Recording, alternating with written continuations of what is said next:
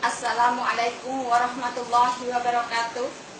Nama saya I'anatul Mu'arrafah binti Ma'ruf. Saya berasal dari Desa Kalisala, Kecamatan Limpung, Kabupaten Batang, Jawa Tengah, Indonesia. Saya murid seorang wali. Guru saya bernama Mbah Kiai Sarif Hidayatullah atau Mbah Kiai Surif. Ia berasal dari Desa Sikandang, Comal, Pemalang. Beliau adalah jelmaan dari Sunan Derajat. Kakek saya Mbah Paat adalah jelmaan dari Sunan Kalijaga. Sunan Kalijaga dikenal semua orang bahwa dia adalah anak Adipati Tuban, tapi sama sekali tidak. Beliau adalah anak kandung dari Eyang Sampang dan istrinya yaitu Nyai Ratu Ayu Ireng atau Nyai Ireng yang selalu mendampingi saya. Guru saya yang kedua adalah Bapak Sohibul Huda yang mengajarkan kepada saya hidup ada dua pilihan, ingin menjadi walinya Allah atau ingin menjadi walinya setan. Dia berasal dari Desa Krai, Kecamatan Yosowilangun, Kabupaten Lumajang. Dan guru saya yang terakhir adalah Allah Subhanahu wa Ta'ala yang selalu melindungi saya dalam keadaan apapun. Beliau yang memberikan saya surat Al-Kahfi yang asli, dan beliau juga yang telah memberikan kepada saya siapa garis keturunan saya yang sesungguhnya. Saya adalah cucu dari Sunan Kalijaga. Sunan Kalijaga anak dari Eyang Sampang. Eyang Sampang adalah Sayyidina Ali. Sayyidina Ali anak kandung dari Prabu Siliwangi. Prabu Siliwangi adalah Syekh Abdul Qadir Jailani. Dan Syekh Abdul Qadir Jailani adalah anak kandung dari baginda Nabi besar Muhammad Shallallahu Alaihi Wasallam. Beliau yang akan mewariskan kepada saya tahta kerajaan dunia dan juga akan mewariskan kepada saya yaitu Al-Quran. Bunyi Al-Quran yang saya pelajari adalah Al-Quran diturunkan bukan untuk perpecahan, tetapi Al-Quran diturunkan untuk perdamaian dunia, mendamaikan antara orang Islam dengan orang Kristen, bahwa orang Kristen bukan orang kafir. Aku akan memasukkan siapa saja ke dalam golongan orang yang beriman, tidak memandang bentuk rupa wajahnya dan pakaiannya, tetapi yang dilihat adalah hatinya.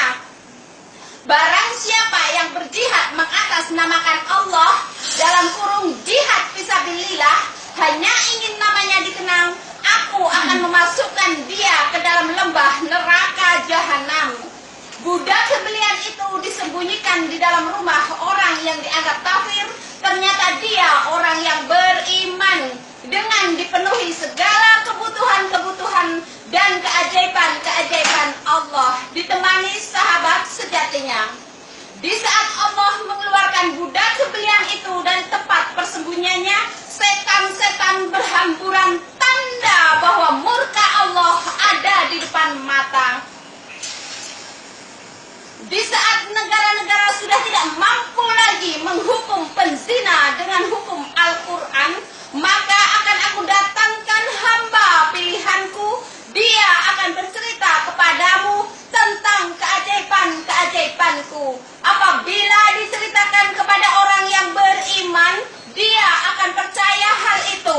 Dan apabila diceritakan kepada orang yang munafik, dia akan berkata, itu ada pada zaman nabi-nabi saja, itu ada pada zaman dahulu kala, zaman sekarang sudah tidak ada lagi. Budak sebelian itu akan dihukum, dan yang menghukum adalah para wali dan para nabi, saudara-saudaranya, teman-temannya, sahabat karibnya, disaksikan oleh raja-raja di seluruh dunia. Di saat budak belian itu dihukum, maka seluruh dunia akan segera dihukum atas perbuatannya masing-masing.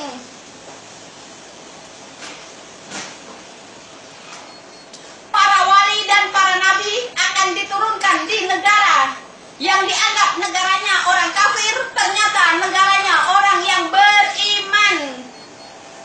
Saya akan dihukum di Masjid Darul Aman, Singapura, dan para wali, para nabi akan diturunkan di Singapura. Setelah itu, budak sebelian itu segera menikah dengan pangeran pujaan hatinya yang dia idam-idamkan sedari dulu kala. dikeluarkannya istana kerajaan baginda Nabi Sulaiman dari dalam perut bumi. Dunia akan kembali menjadi kerajaan